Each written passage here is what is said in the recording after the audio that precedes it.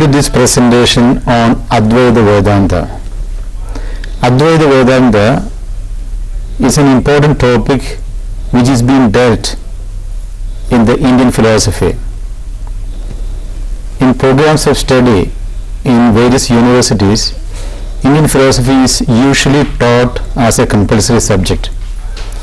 Here in IGNOU, we have both undergraduate and postgraduate program. Therefore, in our undergraduate program, there is a BA in philosophy. Indian philosophy along with other courses are being taught as electives in order to enable any student of the BA program to opt for a particular elective or a subject. Whereas in the MA philosophy program, Indian philosophy is treated as a compulsory paper and not as an elective. Now, coming back to the topic of Advaita Vedanta, it's a very important topic of discussion in Indian philosophy, and in the studio we have two experts who have done much work in that field by way of writing as well as by teaching. I am pleased to introduce Dr. R.K. Behera from Dimapur. He has got more than 25 years of teaching experience in Advaita Vedanta and particularly Indian philosophy. We also have E.K. Parimala from Bangalore.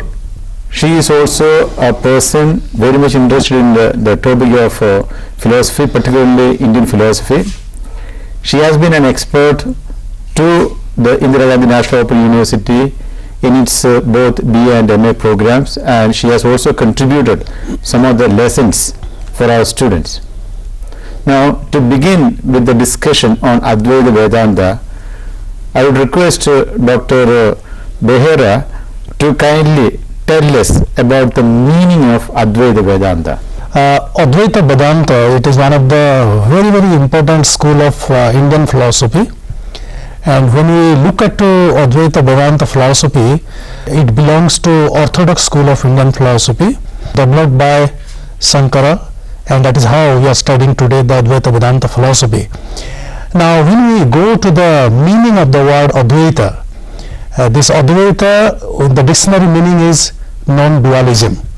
Non-dualism in relation to identifying Brahman with the universe, the matter, the soul and the spirit.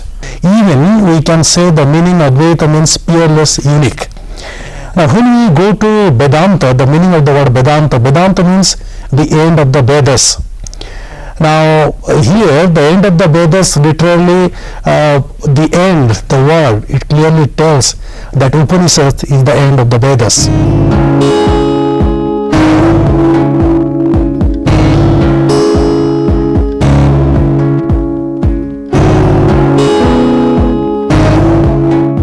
That's quite interesting. And now I turn to Dr. Parimala. We have the concept of the world. So according to Advaita Vedanta, what is the concept of the world? The Advaita Vedanta says that the world is unreal. It is Maya. Shankara talks about the world, why it is called as unreal. Whatever is eternal is truth. World is not truth. And truth is unchanging. But the world changes, and it is ever changing, so it is not true. This world is like that, like a dream, so it is not true. And he also says that, he further says, what is eternal in time and space is truth. World is not like that, so it is not true. And this is justifying all these statements. He says world is Maya. Then he explains what is Maya. Shankara says world as an illusion and over not looking at it as Brahman. And he says the whole world is a superimposition on Brahman. So Brahman is not seen as a thing as it is, pure and real. To see the reality of Brahman and see the world whether it is true or not, we must overcome that one. And he further says, when he is talking about this world, it is, he says, even though because of Maya we don't know the reality of the world, which is an illusion, and but further he emphasizes Brahman is not affected by this illusionary thing, because it is just like a magician who is not affected by his own tricks.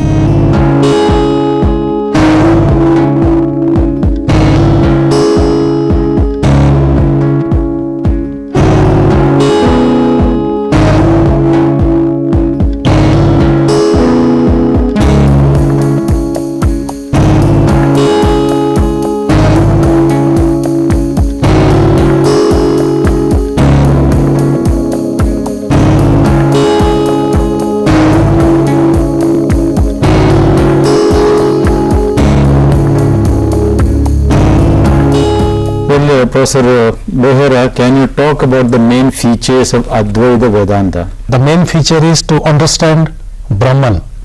To understand Brahman, one should attain knowledge, and to attain knowledge, he should overcome ignorance, and to overcome ignorance, he should be vigilant in his conscious level.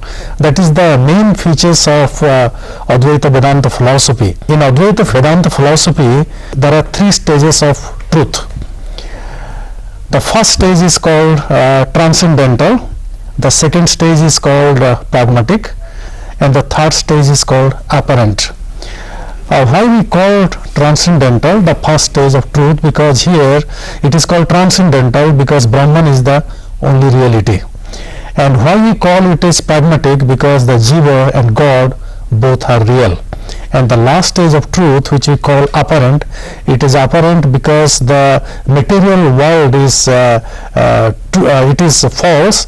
It is just like rope as a snake.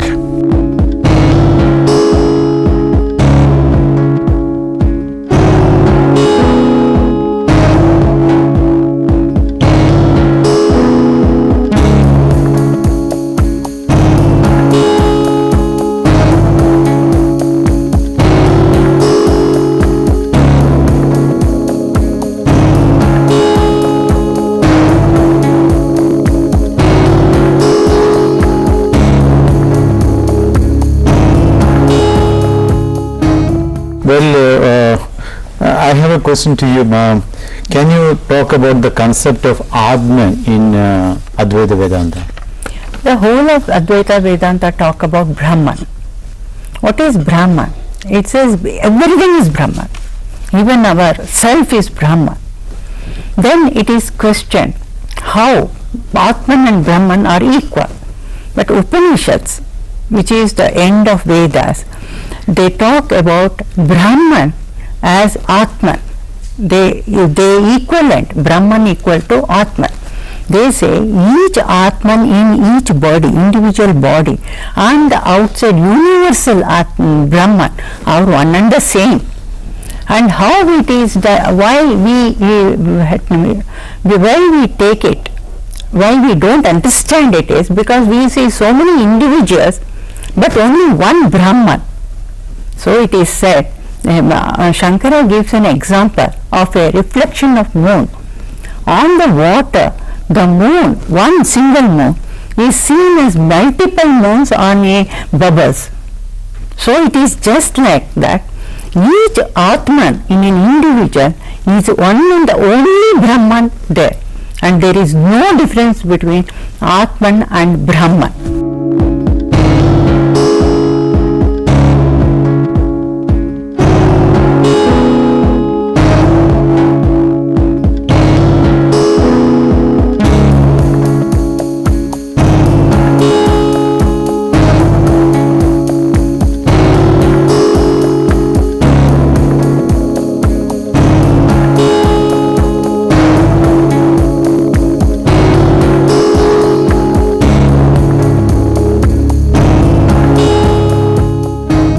And saying this one, he further says how to understand this Atman equal to Brahman. He says we need knowledge, Vidya. Knowledge, how do we get this knowledge? we have to overcome avidya, the superimposition, and once one realizes there is nothing but Brahman alone, individual Atman is nothing but Brahman only. So finally Shankara says Atman is Brahman itself. Everything is the one and the same. So given that kind of a concept, would you like to add on to the actual meaning of the concept of Brahman? The word Brahman refers to the supreme reality. Here the Brahman, according to Advaita Vedanta, Brahman Satya Jagat Mithya. It means we find that only Brahman is true and the world is not true at all. This statement clearly tells that how Brahman is so supreme. Brahman is neti neti. The literal meaning of the word neti neti means not this, not this. Brahman is indescribable. We cannot describe in our pragmatic language. In Upanishads we found that the description of two kinds of Brahman. One is called Nirguna Brahman and the other one is called Saguna Brahman. In other words, we can call it as Para Brahman or Apara Brahman. Nirguna Brahman means the Brahman which has existence, which has consciousness and which has bliss. But the Saguna Brahman means which is determinate and which is qualified with attributes. But in the context of Vedanta philosophy, from transcendental point of view, they support the Nirguna Brahman. The concept of Brahman, it is also called Sachidananda. Sat means infinite truth and Chit means infinite consciousness and Ananda means infinite bliss. Dr. Behera, what are the means of knowledge accepted in Advaita Vedanta? The 6 ways are Pratyaksha, Anumana, Upamana, Sabda, Arthapati and Anupalabdhi. Among all these 6, the most important is Sabda or testimony.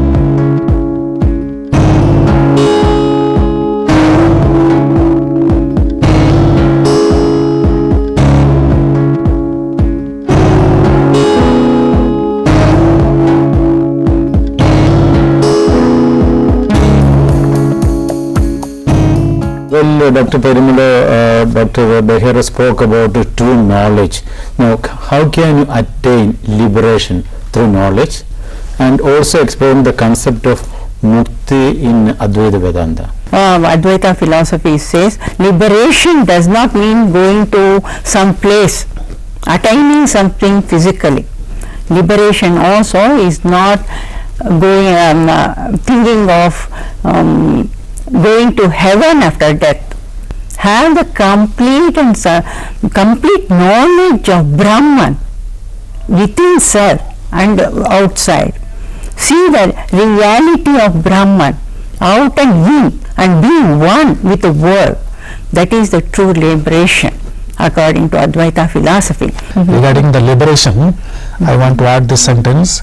A person can get liberation when his soul is identified with Brahman. So we should see that whether our soul is identified with Brahman or not, and if it is identified, definitely we will also get liberation. I am just supplementing her answer.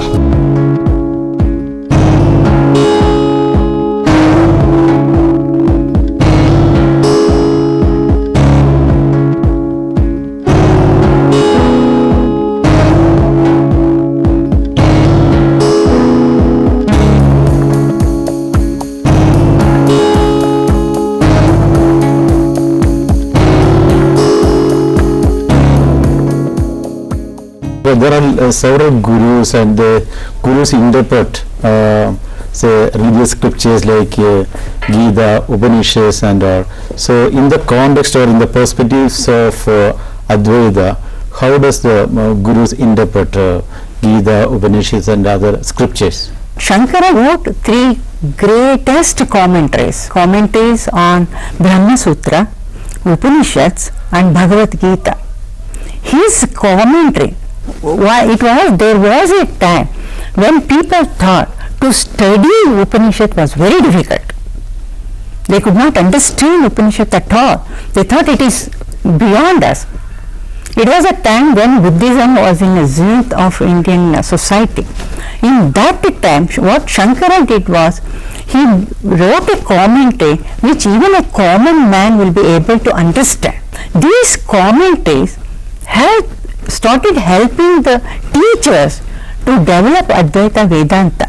Now, in a modern time, when people talk about Upanishad, even see in the modern time, in a highly technical world, understanding the Sanskrit word itself is difficult, and they see it is very too difficult a subject or a language to understand. In such a situation, Shankara's commentary on all these, Upanishad, Gita and Brahma Sutra, has helped the teachers to convey the messages of Upanishad, Gita and everything. Ramakrishna Paramahamsa, Ramakrishna missionaries has done a lot of work taking this Shankara's commentaries on Upanishad and Bhagavad Gita. They have brought out the books as a background to Shankara's commentary, so which is easier for the common man to read it, understand and comprehend the essence of knowing the truth, understanding knowledge and working for liberation, to identify themselves as one with the Brahman and not a different, not make it a difficult thing, not as a tough thing for them to understand. So in that way, Shankara's commentary and Advaita has helped modern preachers and the public to understand this one. Well, given that kind of an explanation, can you explain how Advaita Vedanta has influenced the contemporary Hinduism? Advaita Vedanta actually, if you understand, as I told you, they don't say that one has to do rituals or strict things to attain liberation. As I told you, liberation is not something changing yourself. Be conscious of the Brahman and self-conscious. Be conscious of yourself, which is the Brahman. Actually, Shankara revived Hinduism. He really took it a point to go. He traveled from south to north to Himalayas, everywhere. Wherever he went, he revived it with his preaching, and that way it has a lot of impact on present day Hinduism. It has become a backbone of philosophy today.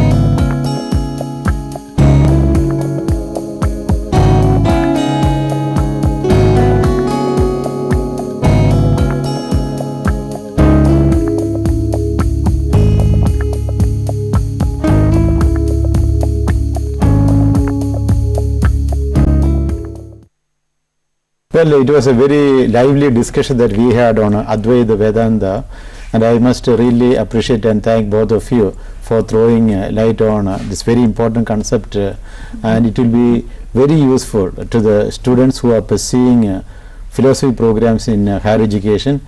Thank you very much. Thank you so much. you.